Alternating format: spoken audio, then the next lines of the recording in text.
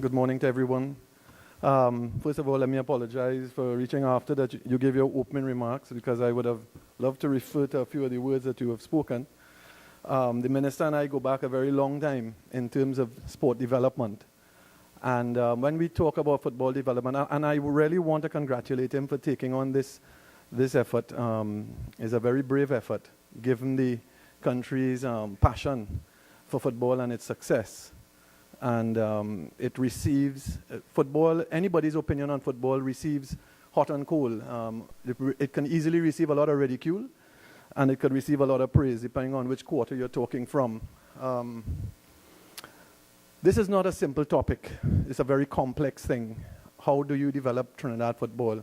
It's not as easy as just bringing in the right coach, picking the right players, because we're dealing with human beings. We're dealing with sustainability.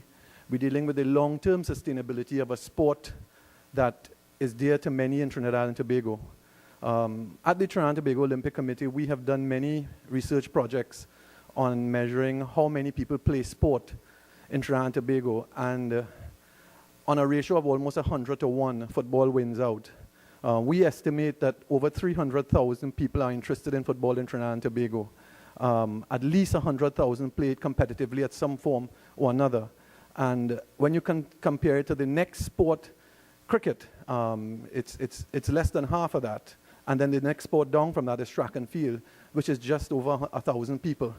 So that when you talk about developing sport and developing sport in Trinidad and Tobago, I think one of the first things that anybody who's involved in sport development looks at is participation. And we certainly have that down. We have many, many people playing football at all different levels. You just need to pass any park, any recreation area on a weekend, and you see how much is going on. It's not unlike how you develop an elite athlete. The minister would attest to the fact that the principles and the methods are out there. There's nothing new. The real question is sequence, to know how to put it together. And that's the thing that we need to start looking at, even from the developmental stage, in the early stage. How do you put it together? Certainly, the governance structure and the management structure, and I want to differentiate between the two, because it's easy to confuse governance and management when the one helps the other. Governance is primarily involved with policy making. Management is involved with executing. And we need to understand who is going to do what and what they're actually going to do.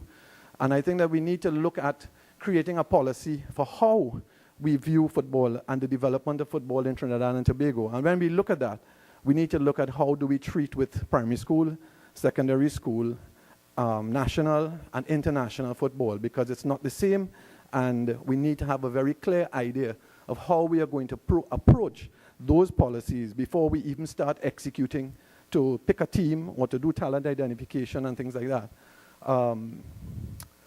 When you talk about a pathway to success in sport, you talk about primary school development, secondary school development, national.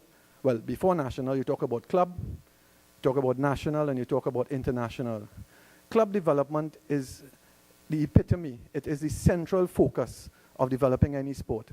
And if it is that we don't have a strong club structure, you cannot have a strong national structure. Even coming to talent identification of young athletes, in the absence of a club structure, what is really the passion or the glue that's going to hold young athletes together in terms of playing a sport, in terms of participating in a sport? And we need to be very mindful of that, and also mindful of using the word talent identification when we come to young athletes that are in primary school. Because of the differences in growth, the differences in age, it is almost impossible, and any scientist would tell you that nobody is going to talent identify a child that has not gone through puberty. You have to be very careful of doing that, because you end up pigeonholing a young kid into something that he may not even be geared towards. And we need to, as I say, this is not a simple thing. We talk about making sure that we have the pathway developed between secondary and primary. The current structure of management in football does not allow for that. It allows for the independent development of football at these levels. So you have the individual development of football in the primary school, the individual development of football in the secondary school.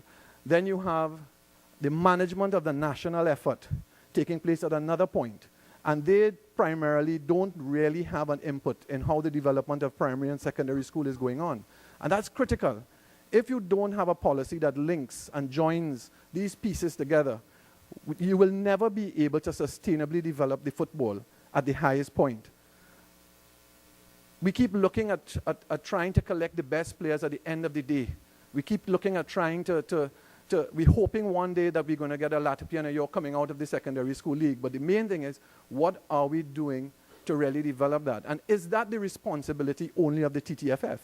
In the absence of a strong club structure, in the absence of a strong policy with regard to the development of primary and secondary school football, this is not going to happen. Regardless of who you put there, it is not going to happen. And we need to look at those structures before we even start to think about how do we get a national effort that is going to sustain itself at the World Cup level. Now, when we talk about getting to the World Cup, we say we have the primary school system set up, we have the secondary school system set up, they're integrated. We have a system of a club structure that integrates with those and then produces athletes into the national effort. The next most important thing for the success of football is going to be access to competition. You cannot play in the backyard all your life and expect to go onto the big stage and play successfully. No coach is going to be able to do that. No player is going to be able to do that. If anyone in here understands human behavior and how human beings learn how to do things, they learn by experience. They must experience. If no one in here knew how to ride a bicycle, and I gave everybody in here a book on how to ride a bicycle, you will not be able to ride a bicycle until you got on a bicycle. If you want to play against the best in the world, you have to practice against the best in the world. That requires funding. We have to be practical about what funding is accessible and where we can go, and then we must be practical about our expectations, given the funding that is out there for that. It is not going to happen because we have talented players. We have talented players and talented athletes in everything. The problem that we have is access to international competition. Not access to facilities, not access to sports science, not access to medical personnel. We have to have access to the game, and to the game at the highest level. And that requires planning. It requires a certain amount of understanding by the corporate sector, by the stakeholders, by the people who want to see. One thing I can tell you is that everybody in Trinidad and Tobago has an opinion on football. We have many laymen out there who have practical answers to the problems.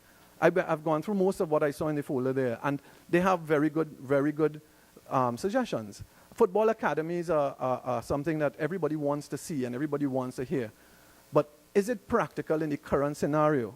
Do we have the culture for the discipline of organizing ourselves into an academy to deliver people every single day, every single week, every single month, every single year? Based on our study at the Olympic Committee, we don't. We manage sport like we manage mango season, pomerac season, breadfruit season. We manage it, and this is not about the TTFF. This is about how we, as people who are interested in sport, think about sport. Sport only comes up when it's important to us. The Olympic Games are next year. Trinidad and Tobago Olympic Committee goes out to the corporate sector, but the corporate sector will wait until 2 months before the Olympic Games to try to give the support to athletes. And then the first thing that they say is the athletes are not performing. Why is the government not funding? Why is it? But hear what? The public are the ones that are the biggest criticizers, the people who sit down on the opposite side and say, oh, that is wrong. We as a country, we as a community, we as citizens of Trinidad and Tobago must take on the responsibility of understanding what sport does for the society as a whole. Everybody in here would agree that the only time this nation has ever risen up as a group with one voice is always in sport. But yet, nobody here is going to pay $20 to see a Pro League game. As a matter of fact, most of the people that I know in football want me to give them a card to come into all the games free. And then we quarrel about why it is we don't pay the players better. Well, you can't pay the players better if nobody is paying to come to see them. And the people who want to pay, who would like to pay to come to see them, they then decide that they're going to look at it on Wii Sport. So we have a dichotomy that we face in the development of sport in terms of developing our own national attitude towards sport. We need to understand that there are many complexities towards the development of sport and towards the development of football. Nobody in this room, nobody in Trinidad and Tobago could ever discount the fact that we have talented football players. Talent is not the only thing. It is only one thing. There are many other things. At the recent Rugby World Cup, Australia didn't make it into the finals. There is no other country in the world that has more rugby being played at all levels and the highest amount of money being paid to rugby players than Australia. And it just didn't happen. Why? Because it's not as simple as just having the best players. It's not as simple as that. And we need to understand that our commitment must go beyond the podium. We need to understand that our commitment must not be only to when we are winning. And it is not about finding fault when it is we are losing. It is about finding the solutions. We have never come together as a country to decide on what it is we should really do to develop sport. We have gotten many mixed signals from the politicians. We go up and down, and I've been in it since in the 80s. And we go up and down and up and down. And we can't manage it in a sustainable manner unless there's a clear and distinct policy with regard to how we deal with these things. But on the other side of the equation, people who are involved in sport management and sport development must take responsibility for what they're actually doing. Number one, it is not only about the money. It is about intellect. It is about passion. Remember, sport is about volunteerism. It is about people who are supposed to have a passion for seeing it evolve. Not about seeing people get on the podium, but to seeing how it interacts with a young child, how it creates principles, values in young people, how it then moves people forward to the next level.